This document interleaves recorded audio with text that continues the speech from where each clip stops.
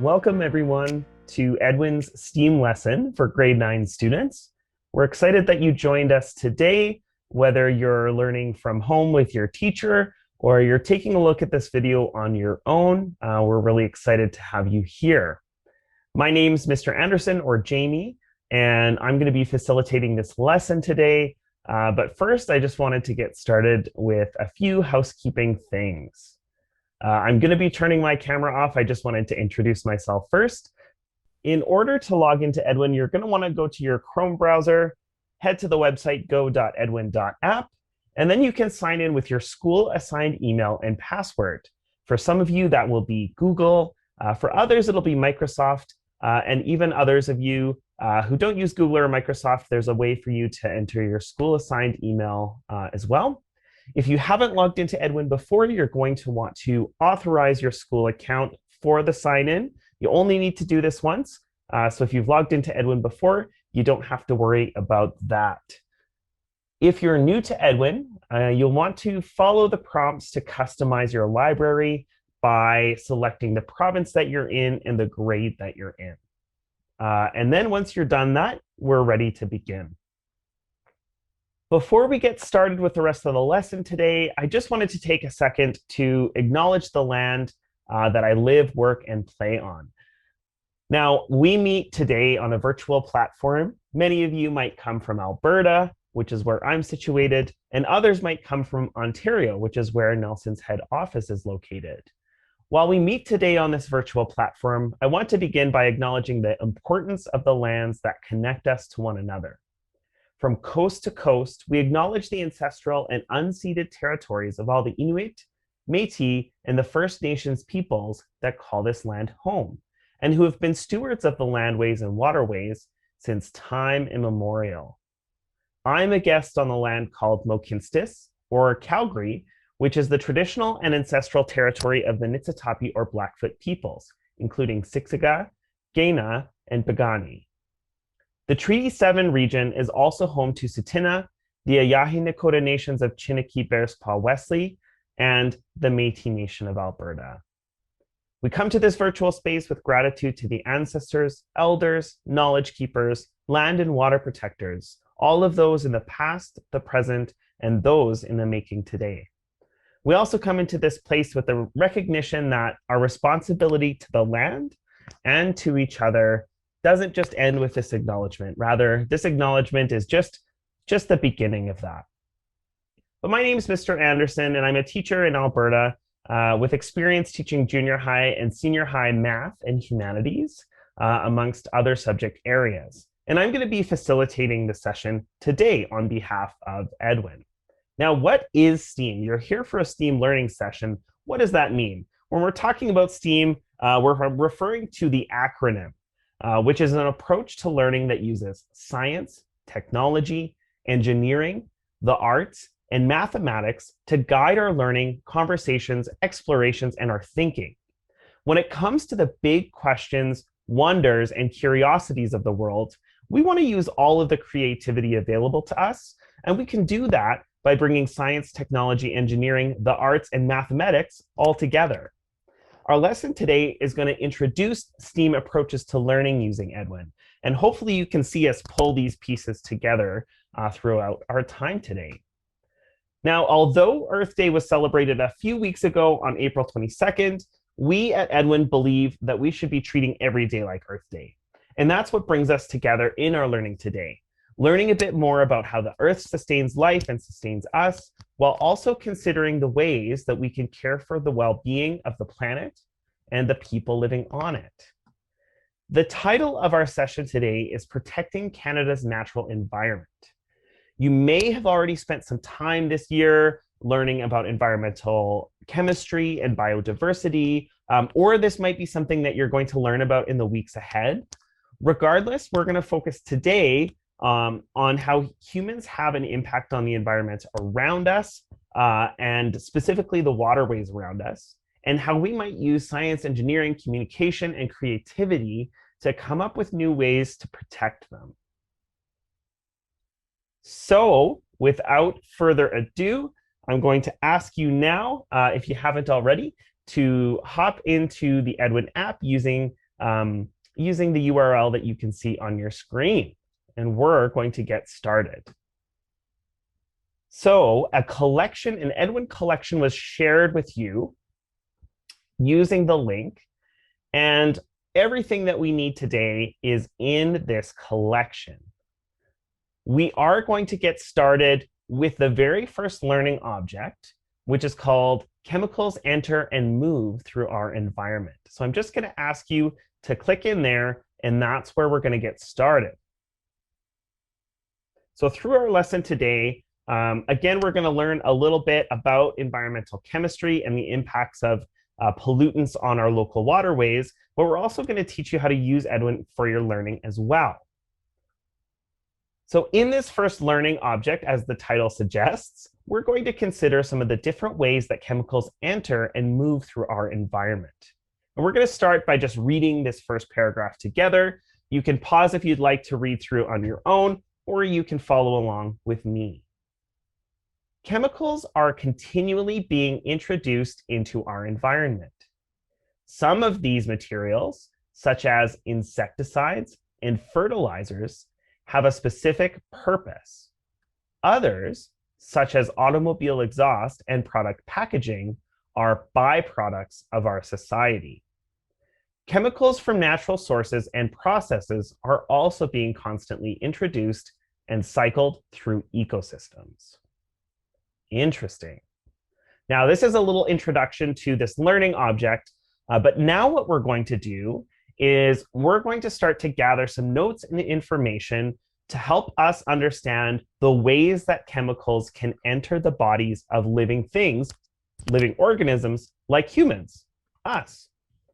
So I'm going to direct you to click open your notes. You can find your notes in the icons on the top right of the screen. Looks like a little square with a pencil, or if you're in the tech age like we are, a tablet with a writing utensil. Once you click there, you'll see the notes open along the side. This is where you can take notes as you're reading the learning object on the left-hand side. Now, what we're going to do as we read through this next section is just copy down the 3 ways that chemicals can enter the bodies of living things like humans. Okay? So I'll read through and I'll get you to copy those down either while I'm reading or after.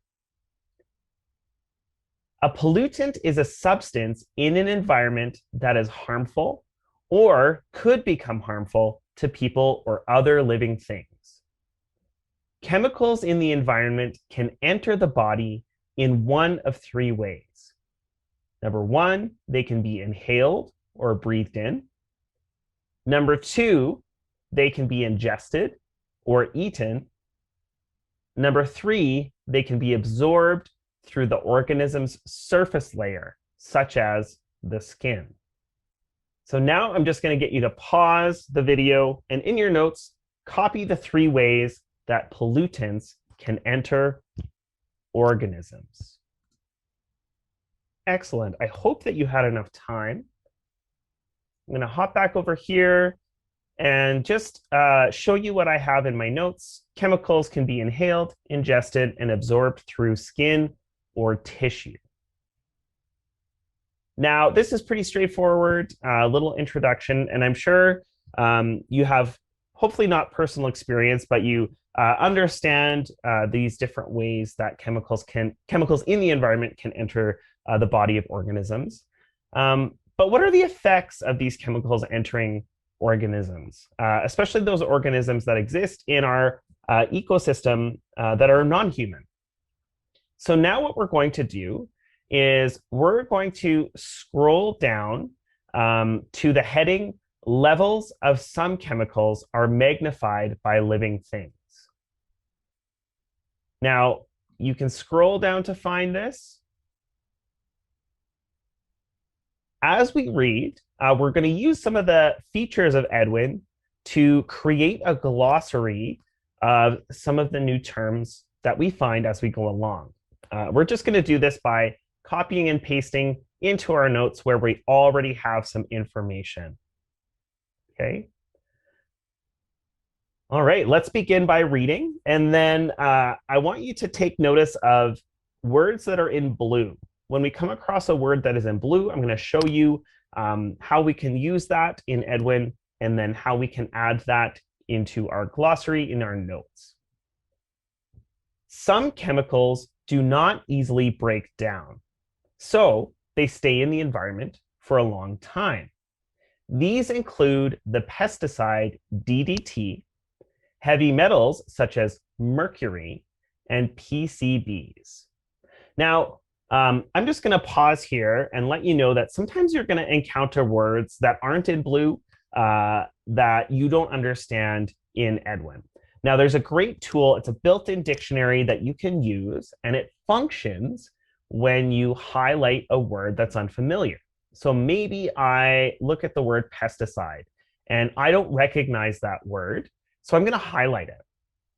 When I highlight it with my cursor, all of these different options pop up, including these highlight colors, the word copy that helps you copy and paste, as well as this question mark, which is what I'm going to use right now. So this question mark here is a built-in dictionary, and when you highlight a word, it'll let you know what the definition is. So we can see here that a pesticide is a substance used for destroying insects or other organisms that are harmful to cultivated plants or to animals. So pesticide gets rid of pests or insects. Awesome. So now I'm going to continue, but I just wanted to let you know as you're reading, if you find those unfamiliar words, there is a built-in dictionary. Now, PCBs are organic chemicals that were used in hundreds of different products, from plastics to paints. Production of both DDT and PCBs is now banned in Canada. Why is this the case? These chemicals build up in organisms. The organism may not be able to break down the chemicals or eliminate them with other wastes. As a result, the chemical collects or accumulates. This is known as bioaccumulation. So this is the point here where we can see this blue text that allows you to click. This actually unlocks the glossary that's built into Edwin and provides you with the definition. Now here, we can use that same text select function to copy and paste the term and the definition into our notes. And what this does is it allows us to build an ongoing glossary of important terms so that we can access them and see both the term and the definition in one place. So you can see here that I hit copy and then I just pasted it right into my notes so that I can hold on to it and come back to it and refer when I'm studying or when I'm doing any of the assignments or activities assigned by my teacher. And of course, you can click that blue part again just to make that glossary section disappear. So bioaccumulation is the process of chemicals collecting in the cells and tissues of organisms. Bioaccumulation occurs when a substance cannot dissolve in water, but does dissolve in fats and oils. DDT and PCBs, along with heavy metals, enter waterways and are taken up by microscopic organisms such as phytoplankton and bacteria. Again, if you're not sure what phytoplankton are, you can go in to the built-in dictionary and see that phytoplankton and plankton consists of microscopic plants. So another handy tool. The pollutants collect in these small organisms, and then when predators such as zooplankton and fish eat these organisms, the chemicals build up further in the predator's fatty tissues. Because predators consume a lot of prey, the pollutants become concentrated in their tissues. This effect is called biomagnification. Again, we've got another blue term here. So I'm going to click it, see the glossary. I'm going to select that term and its definition, and I'm going to copy and paste it into the notes. And you can do this either with a keyboard shortcut, or you can right-click and paste, and it will show up. So now I've got these two terms, bioaccumulation and biomagnification. I'll click it again to make it disappear, and then you can see we'll continue on. Figure 3 explains how these two processes occur. Notice how the organisms that are highest in the food chain accumulate the greatest level of the chemical. Large fish, such as sharks, fish-eating birds, and humans all fall into this category. At high level, these chemicals are extremely harmful. And I'm going to scroll down to the image that just shows how these chemicals accumulate, and small organisms are eaten by larger organisms and even larger organisms, and eventually those at the top of the food chain are consuming concentrated amounts of those chemicals. Now, the key takeaway here from gathering these glossary terms and identifying how chemicals are taken up by different organisms is just recognizing that chemical pollutants, once they enter the environment, can build up in organisms, and it will affect the whole food chain, including us as humans, whether we're humans that eat animals or humans that eat plants. All of these things have the possibility, the potentiality of entering our food sources and affecting us as humans. So now we're going to switch gears and take a look at how chemical pollutants enter the environment. To access this resource, we are going to navigate back to our collection using the panel at the top of the screen. So this kind of is our breadcrumb trail, tells us where we are. So if we want to go back to the Earth Day Everyday collection, we can click there. And now we're going to select the second learning object, which is titled Contaminants in Water. Now we're going to read the first paragraph together, then I'm going to pose a question to you, and we'll take some time to think through that. Water is a very effective solvent. It can dissolve many substances. Land plants obtain most of their nutrients by absorbing nutrient-rich water through their roots, and aquatic plants obtain oxygen and carbon dioxide from water. Animals also benefit from drinking water that contains dissolved minerals. However, toxic substances can dissolve in water too. Unwanted substances that dissolve in water are called contaminants. Contaminants are, again, as it said, an undesirable substance in a mixture. Taking in water that contains contaminants can be hazardous to both plants and animals. Now, I'm going to pose a question to you really quickly and pause. What are some examples of contaminants that you have seen or noticed? Whether it's in the natural environment, in your neighborhood stormwater pond or a river, lake, what have you. Think of some examples of contaminants that you've seen or noticed at home, in your neighborhood, or in your community.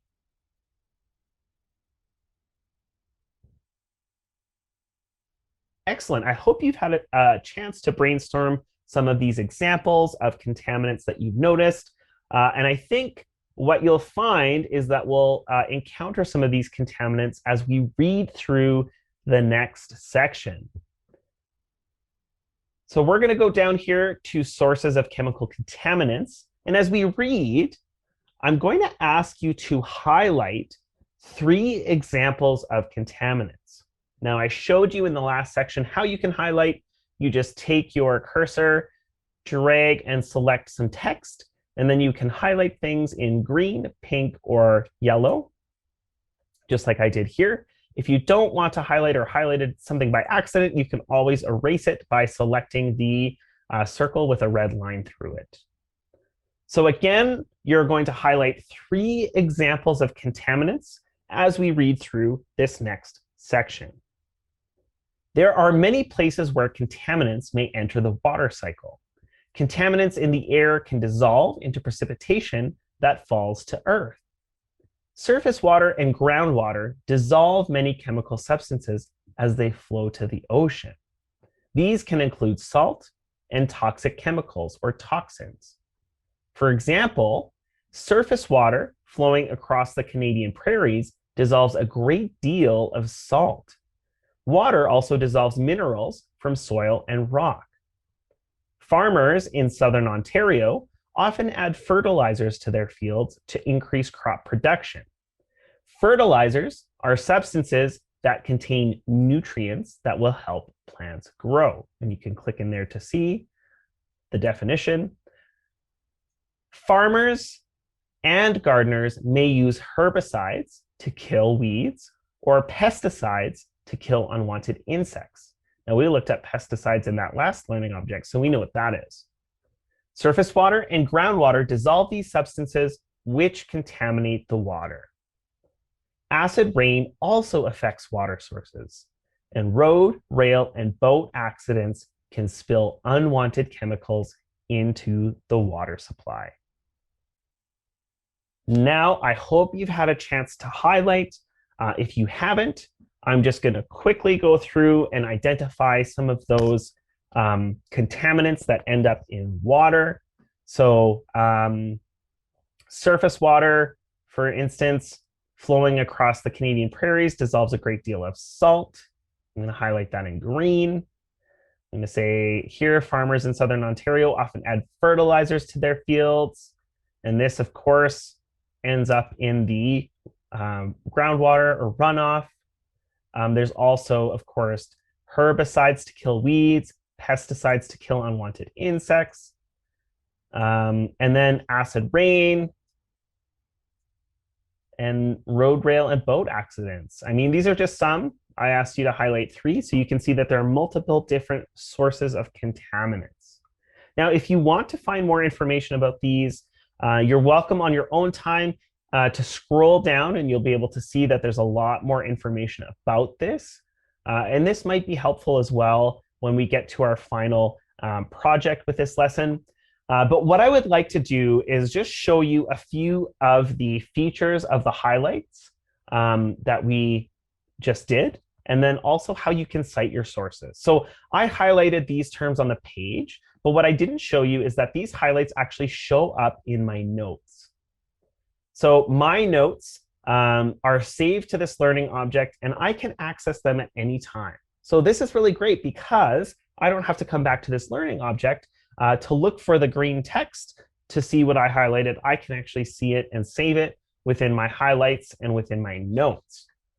Now, if I wanted to use these highlights and use this information to inform my project or any activities or any paper that I submit, I might want to cite the source for these highlights. I might want to give credit to the authors, again, to indicate where this information came from and show that I researched it from a credible source. So I'm going to show you a built-in tool to Edwin that will support you in doing this. And I'm going to get the source information and paste it into my notes so that in my notes I can show where all of those highlights came from, especially as I go to do a research project or later on in our STEAM activity. So I'm going to direct you now to the icons in the top left. You'll see there's a whole bunch of icons here. And I'm looking for the icon that has a number of lines and a beginning quotation mark. When I hover over it, it says source info. Now, when I click on this, it's going to tell me who the authors are, the title, who published it, the date that it was published, and how I can access it.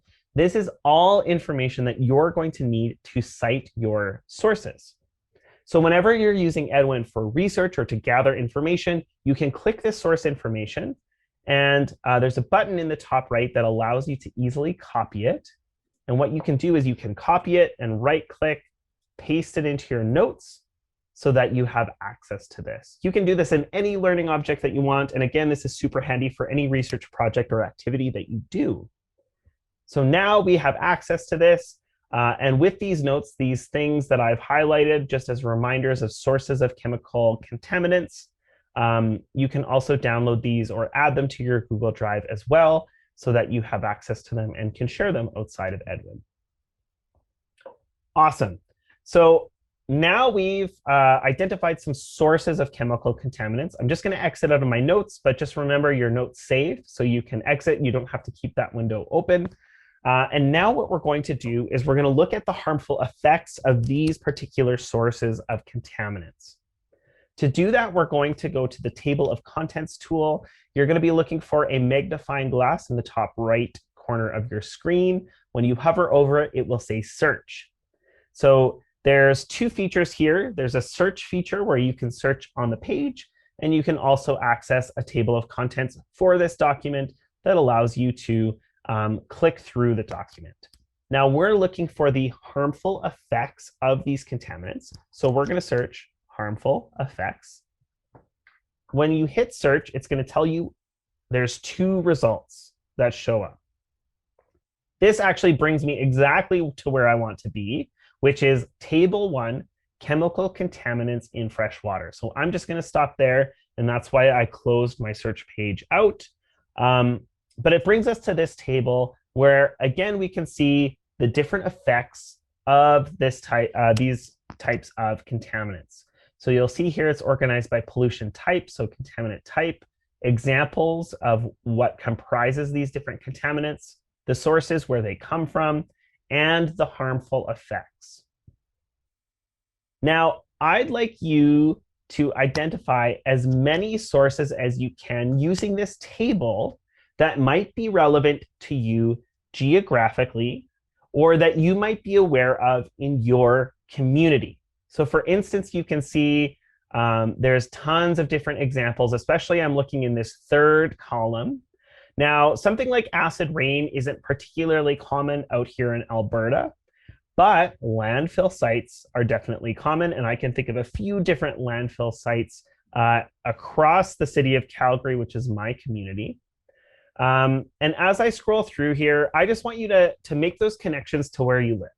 So again, for instance, I'm thinking about road salt is applied to roads in Calgary and across Calgary in wintertime. Thank goodness we're out of that, knock on wood. But that's regularly applied, and you can see the effects of it. And also, I'm trying to think of what else. Now, I live in the city, so there's not farm fields that are super close to me. But things like fertilizers, my neighbors might use fertilizers in their gardens.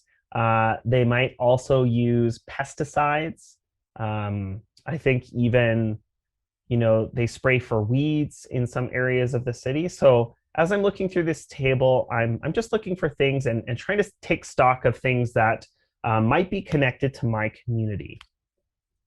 So I'm just going to give you a few minutes here using that table. Identify as many sources of contaminants as you can that might be relevant to you geographically or in your community.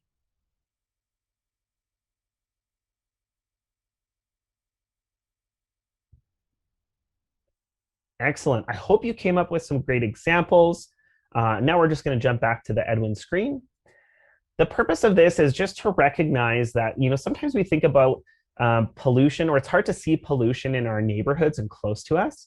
But when we take this time to reflect on the different aspects of our neighborhood, communities, and even local geographic area, county, municipality, what have you, we can see that these things are potentially closer than we might have thought. So we just want to recognize the different ways and different factors affecting our waterways and our communities. All right, we're going to wrap up with this learning object. I'm going to ask you again to navigate back to the collection. And we are going to move to the third learning object, which is titled The Risks of Chemical Toxins and Hazards. So this is where we're going to take a look at kind of the nitty-gritty and understand what are the effects of these pollutants in our environment when they enter living organisms and how they affect us as humans. And really, we're going to kind of get down to crunching some numbers to understand just how harmful they are. We're actually going to scroll down and we're going to go to the section titled Measuring Toxicity. All right, so there's lots of information here. You're welcome to go back and read through, but some of it we already covered in our conversation. So we're just going to skip right here to Measuring Toxicity. We know that pollutants enter our environment and enter living organisms, and there are many harmful effects of this. But how harmful? All right. And this is just an important exercise for us to understand that even the smallest amounts can really throw our ecosystem off balance and harmfully affect the living organisms. All right. Measuring toxicity. So we're going to read through here, and we're going to, there's two key terms here in blue that we're going to add to our notes on this page as we go along. So you'll watch me do that as we go. Again, this is just a really great practice as we're encountering new terms to add those to our glossary so that we can refer to them. Toxicity is a measure of how harmful a substance is. A common method that scientists use to determine toxicity is to measure the response of a dose of a substance. Data is collected on the responses to increasing doses of the substance. The results are plotted to produce a graph called a dose-response curve. Historically, the response most often determined has been death of a population of test animals. And I'm going to note historically there because that's not something that's practiced anymore. However, the amount of chemical that results in the death of 50% of the population of organisms tested is the LD50 value for the chemical. Now, LD here stands for lethal dose. LD50 values have been used to report and compare toxicities of different chemicals. Now, I'm going to go back and add these to my notes here. And I'm going to go LD50 is the amount. And I might even just say LD means lethal dose, because I'm not sure if I will remember that. Excellent. I'm going to keep scrolling down. So as you can see in table 1, the toxicity of chemicals can vary a great deal. Some chemicals can kill any living organism, that is, with as little as a drop of a liquid. Others will only kill at amounts that are so high it would be nearly impossible to get that much into the body. So now we're going to scroll down to table 1 and take a look. I'm just going to give us a moment here to view the toxicity rating, the LD50 amount, and the examples. Now, while you're doing that on your screen, I am just going to pop down to the paragraph below and just let you know that due to ethical reasons, alternatives to monitoring death in test animals have been developed and are used more often today. These include monitoring changes in behavior of animals, changes to cells grown in laboratory, and of course, using computer models and simulations so that animals aren't harmed. Probably in your science class, you've talked a lot about ethics in scientific discovery and in scientific research. And again, this is just something to think about with that.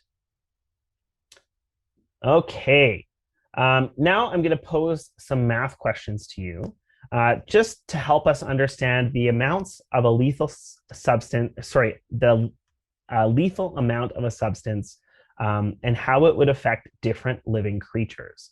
So I'm going to ask you on your screen to refer to your table that's open. And what I would like you to do is identify the lethal amount of a substance in each of the following scenarios. And I'm going to ask you to convert your answer from milligrams, which is in the table, to grams. And just a reminder that 1 gram is equal to 1,000 milligrams. So you are to identify the lethal amount of a substance. You are to identify the lethal amount of mercury for a 4 kilogram fish, the lethal amount of mercury for a 90 kilogram person, the lethal amount of soaps, and these would be your household soaps, dish soap, hand soap, for a 5.5 or 5.5 kilogram Canada Goose. And lastly, the lethal amount of nicotine for a 25 kilogram beaver. So I'm going to ask you to pause the video here and take a few minutes to crunch the numbers and identify the lethal amounts for each of these. And when you're finished, I can share the answers to you, share the answers with you, and we can move on to the next activity.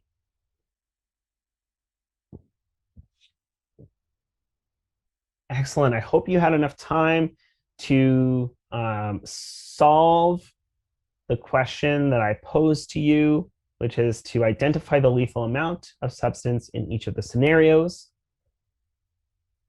The lethal amount of mercury for a 4-kilogram fish is a range between 0.02 of a gram to 2 grams. So 0.02 to 2 grams. Just for your reference, as you're thinking through this, a paper clip has a mass of about 1 gram. So it's quite light to think about that mass, not a huge amount of mercury. The amount of mercury that's a lethal dose for a 90-kilogram person would be 45 hundredths of a gram to 45 grams. So again, that's a pretty wide range. But again, the amount depends on a few different factors. The amount of soaps that would be lethal for a 5.5 kilogram Canada goose is a range of 27.5 to 82.5 grams. And then the amount of nicotine lethal for a 25 kilogram beaver would be 125 thousandths of a gram, or 0.125 grams or less. So that's the kind of the maximum, or the highest amount, I should say, not the maximum, the highest amount. Now, you can imagine that these amounts are fairly small, but they could accumulate quickly in areas with larger populations. So you might not encounter somebody just dumping a whole thing of dish soap directly into fresh water, affecting animals, but these trace amounts, of course, accumulate quickly in areas with larger populations. And when people aren't disposing of their waste properly, whether it's electronic waste is maybe where you would find mercury, whether it's household materials, cleaning supplies, or even cigarette butts, right? That's something that would have amounts of nicotine that could certainly affect living organisms. So what do we do about it? Now, our goal, and I'm just going to direct you back to our collection, our goal is to become protectors of our watershed. We want to protect our watershed from chemical contaminants. Now, there are lots of ways to do this, but today we're going to focus on one that's close to home, which is storm drains. Now, I'm going to direct you back to the collection, and I scrolled down a little bit because we've got some resources in here. Some of them we aren't going to go through, but will be helpful. So I included this case study, Mercury, a Global Concern. So this talks about how mercury ends up in landfills and ends up in our waterways. And then there's also a resource here that you can use for the activity. But I'm going to direct you further down to this learning object called Case Study, Improving Water Quality, the Yellowfish Road Program. And we're going to click into that. This is really going to kind of spark the activity that we're going to be doing today. So storm drains are openings covered by heavy metal grates along city streets. I know some people don't live in cities, but you might have some kind of drainage in your local or neighboring towns. These drains collect runoff and excess rainwater. But did you know that this stormwater goes directly into local lakes and rivers with no treatment? In 1991, the nonprofit organization Trout Unlimited established Yellowfish Road, a national program to conserve freshwater systems and educate the public about stormwater pollution. There are now more than 40 Yellowfish Road partners across Canada. These include municipalities, conservation authorities, and community groups. Volunteers with Yellowfish Road raise awareness by painting a yellowfish symbol on the road near storm drains. They also distribute fish-shaped door hangers to residents to inform them about the issue, and they give presentations to classrooms and community groups. Their main message is twofold, and it's kind of what we've talked about today. Anything that enters a storm drain flows untreated directly to the local water body. And what we talked about today was all of the different ways that pollutants and contaminants can end up in that water. Their second message is there are simple things that people can do to prevent stormwater pollution. Now you can see in this image They've got this little spray painted stencil. It says, "Dump no waste, drains to stream." Just as a reminder for people who, I don't know, might be cleaning up or doing some washing their car outside, or trying to dispose or get rid of some leftover paint or anything else. Just a reminder for them not to dump that down their stormwater drains. Now, we are going to become watershed protectors by selecting one of two activities. So there's a few suggestions here about what you can do to help, but what we're going to do is focus on our kind of STEAM lens that we're bringing today. So I'm just going to direct you to the description for students. So this is in the left-hand side of your collection, and this is what you will see. So your instructions are in here, just in case you finish watching this video and you forget or you want to revisit that. You are going to protect your waterway from contaminants and toxic chemicals by either designing an improved stormwater drain that can prevent different types of contaminants like household waste and cigarette butts from entering local waterways. I've included a few examples in this collection. I'm going to scroll down so you can kind of see. With these, you can just click the link and it's going to open up into a new window. And they're just images that show examples. So this is one that's a stormwater drain that collects, I believe it collects oil, and then also things like packaging or trash, whatever else. And then you can click the second one and see there's a different kind of version. So this one is designed to allow water to flow through that stops any other physical objects from going down. So this might be helpful for things like cigarette butts that end up in the waterways. And then the last one is really creatively named the sewer drain sock. And this is just a barrier that, again, is kind of like a sandbag, a sock filled with, or a sock type thing that's filled with sand. It allows water to flow through, but again, prevents those physical objects. It might not be as practical from preventing things like chemicals being dumped, but it is a strategy to prevent some contaminants from entering our waterways. Of course, these are just ideas. We know that chances are you can come up with awesome ideas to help address this issue.